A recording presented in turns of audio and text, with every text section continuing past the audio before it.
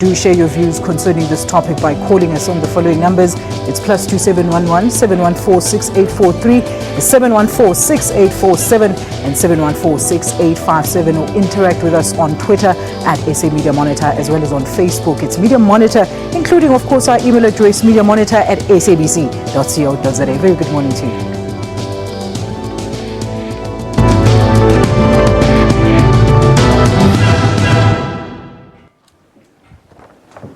All right, let's welcome our guest this morning. We have the Deputy Editor at Africa Check, Anim van Wyk, with us, and of course, Director for the Center for the Study of Democracy, Professor Stephen Friedman, making a second turn with us. And later, we will be joined by Mr. Moses Modzwiti, Night Editor at the Citizen newspaper. Let's look at what is making news headlines today in our panel. A very good morning to you. Thank you for joining us on Media Monitor. Good morning, Alicia. All right, Professor, let's start with you. Looking at the Sunday Times headline today, it says, Senzo, we saw what really happened. Now, just to brief South Africa, if you haven't picked up the paper this morning, Kelly Khumalo has come out for the first time to tell the story of what really happened that fateful Sunday night when, of course, Senzo Meyiwa was shot. Professor, your views? Alicia, I think we have a problem here. I mean, I appreciate that citizens need to be informed. On the other hand, we do have courts in this country. And the problem is that we seem to have developed this culture in this country where we decide high-profile cases outside the courts. I mean, the moment the person who is alleged to have been involved in the Meyiwa murder was arrested, you had people saying, no, well, this must happen to him and that must happen to him. I mean, you know, we haven't even heard any of the evidence yet. And unfortunately, when we start to get these kind of stories about eyewitness reports, etc., I mean, it does raise a worrying question about, are we trying to try this case before it goes into court? So I think we need to be very careful of that particular aspect. And we also what happened in the Oscar Pistorius trial. Well, exactly, but it seems to be a recurring thing in this society. It's assumed that we can decide whether people are guilty or innocent or what happens to them outside the courts. And as long as that happens, it's very difficult to build up respect for our courts. Anim. Yes, reading the newspaper this morning, I'd already picked up on some inconsistencies, and that will definitely be used in the trial, by lawyers. So it creates a difficult precedent when newspapers kind of run ahead of the trial. Let's look also now at the City Press newspaper. It's also leading with Senzo's wife, on the other hand, drops a bombshell. Of course, we did hear in today's newspapers that Kelly Khumalo did say that he was about to divorce his wife and actually marry her. Now the wife just dropped the bombshell that she actually had just announced that the marriage was over. Professor? Well, you know, once again, these are sort of human interest aspects of the things which I suppose people are going to report. But once again, one has to be very careful because this can influence what happens in court. But I think there's another aspect of this, and I don't want to sound too serious about these things because I understand that human beings are always interested in human interest. I think, you know, whether it's a reflection of our media or on our society, the kind of coverage which has preceded, which has been sparked by this dreadful event, has focused mainly on the relationship between Senzo and Kelly Khumalo, etc. Danny Jordan's call for a new gun law, which would be a major change in our country, is sort of regarded as itself a human interest story. I mean, what I would like to see happen as a result of this is for the Jordan call to become a serious issue, for people to say, well, let's talk about our gun laws in this country. Let's talk about how we can actually do better to prevent people being gunned down in the streets. And it's just a pity that we're so focused on the personal issues that we don't deal with this major challenge to try to fix a major problem in our society. Very interesting, Professor Anim. Is it really necessary for these stories to be coming out at this time, really? Well, you can understand that the Sunday newspapers, this having happened last Sunday, that in a week of wall-to-wall coverage, what do you put on the front page and this continuing interest? So that being said, yeah, I had a sense of deja vu with reading the newspapers this morning. It's one of the papers had a headline this week, enough. But how many times have we said enough? And and reading, unfortunately, and with great respect to the family of Senzo, but all the other murders and deaths that don't get reported on and don't get investigated as speedily as his.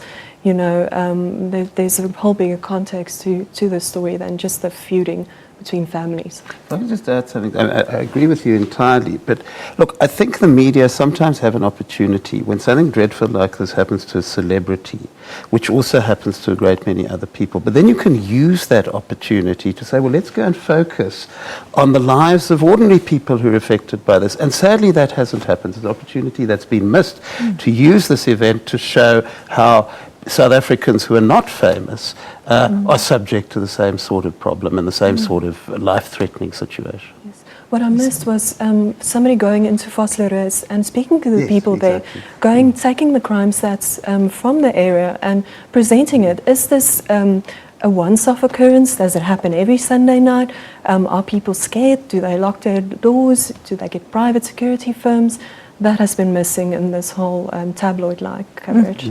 Well, there's something for the media to sink their teeth into. Let's now look at the Sunday Independence headline. It says, Blade slices SABC boss. And of course, Mr. Blaise Compaore has spoken out as the higher education minister, saying that these claims can actually discredit the education system. What are your views about this, Professor? Well, I think that, you know, he's trying to have two shots at the one. He started this thing when the Palo Jordan issue arose. And of course, it's perfectly appropriate for a Minister of Education to be concerned about people faking their qualifications. In fact, he should be concerned about that. But I guess because he is so in the thick of various political controversies that whenever the minister makes this comment, everybody tries to work out what the political agenda is. But obviously he's correct. And obviously, if you're Minister of Higher Education, you should be absolutely clear that anybody who fakes qualifications is bringing the education system into disrepute. Yes, we've looked at the faking of CVs this year at Africa Check, and actually it was, I tested it with SAQA. You can send an email with your ID number, and they get back to you with the report of your qualifications. So it's actually ridiculous that this is still an issue. But with Blade weighing in, hopefully we can get some closure to this story. Do you think we're going to get closure to the story this week, Professor? Well, once again, you know, maybe this is sounding too academics. I would like us to start a debate on qualifications in this country. Because, yes, of course, people in public office shouldn't lie, and of course, people shouldn't fake their qualifications. But I think we're far too hung up as a society on whether people have pieces of paper. I mean, I pointed out at the time of the Palo Jordan issue, yes, of course, he shouldn't have lied about his doctorate. On the other hand, I've worked with Palo Jordan. He's got a first-class mind. He's written some very important work, and he's clearly got something very important to contribute to the public life of this country. So I would like us to debate whether this kind of assumption we have very often, I mean, clearly if you want to be a managing director and you claim to have qualifications you don't have, it's a problem. But aren't we a little bit too hung up on whether our public figures have pieces of paper or not? I would like to hear that debate. Would it be interesting for the public, that sort of debate, Tanim?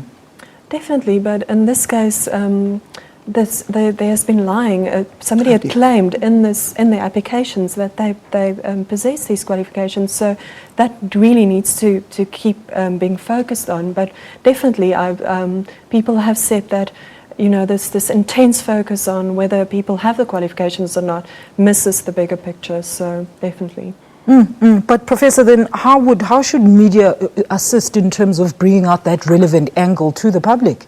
Well, I think we should open a debate on what kind of qualifications do you need for what roles. I mean, none of us would like to be operated on by a doctor who doesn't have a medical degree. But that doesn't mean you necessarily need a piece of paper to be a public commentator, for example. I think we need those kinds of discussions. And I think there is an interesting, yes, obviously, anybody who is in public office and who lies about qualifications should not be in public office. I think we can agree on that.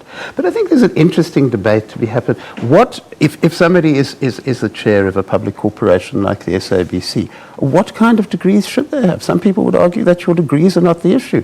Your integrity, your capacity to do things is the issue.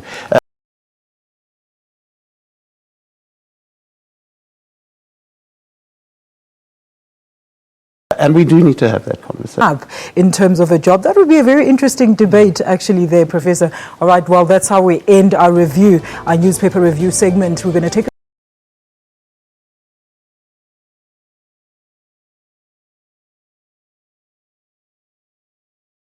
a quick ad break, but when we return, this is humble man, our teammate, and phindile support us. We can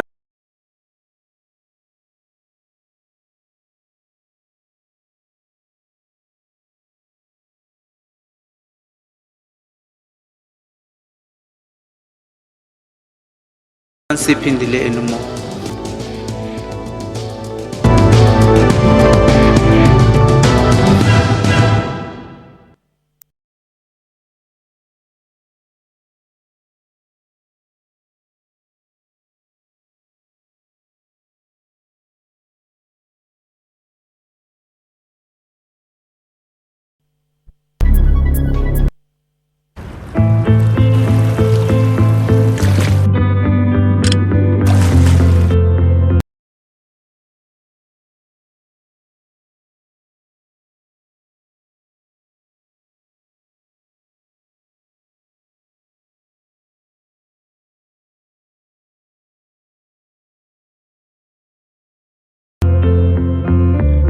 Great, the new Sony Xperia Z3 series.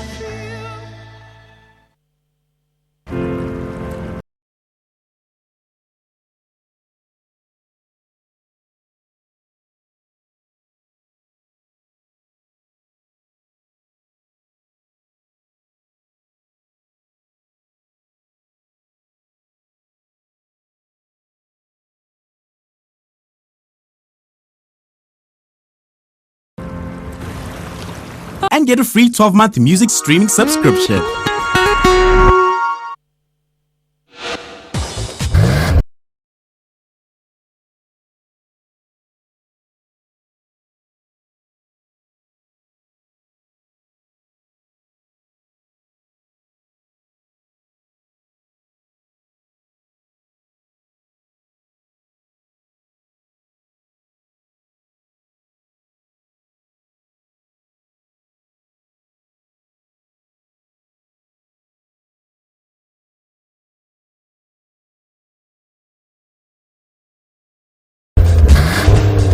SABC News, we've got Africa covered.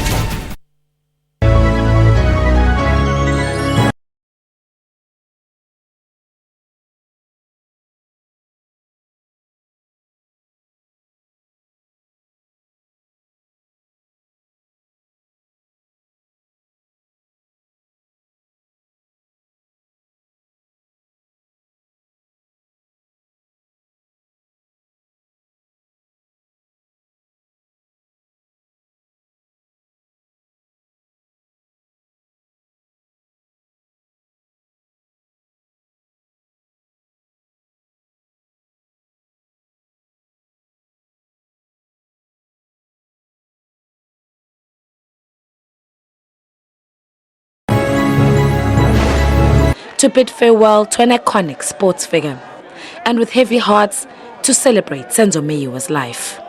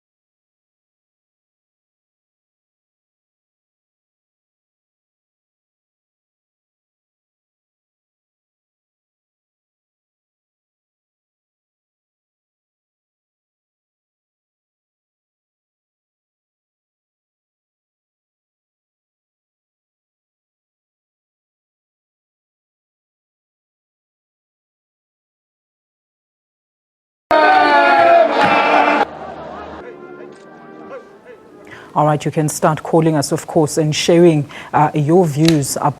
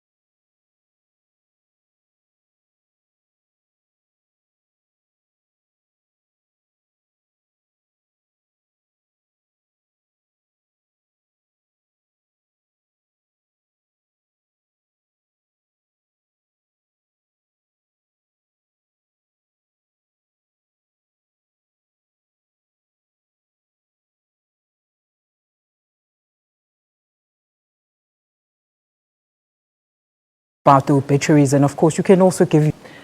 Yes, well, on the other two deaths, I would think that I missed coverage on the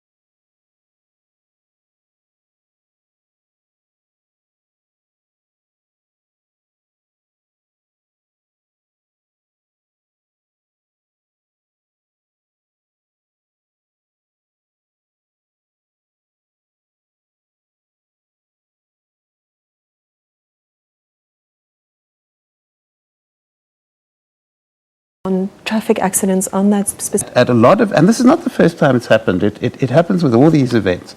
You know, you have people saying things which really imply that there's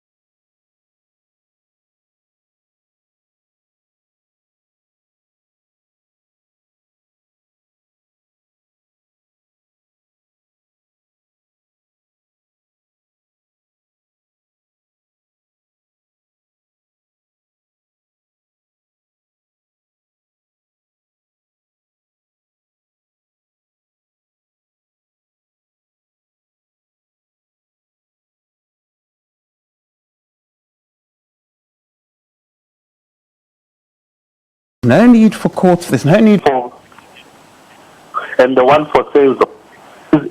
This is not something that happened in South Africa. All right.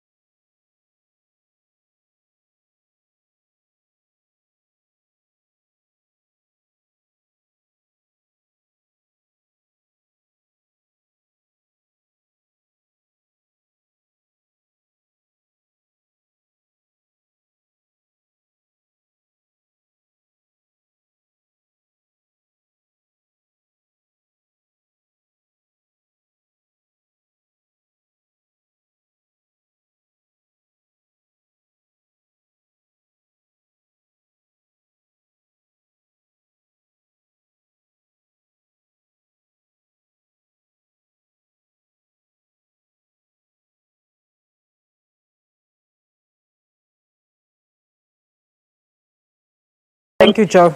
All right, thank you. That becomes news. It's not the everyday where people are murdered by somebody they know, somebody in the community.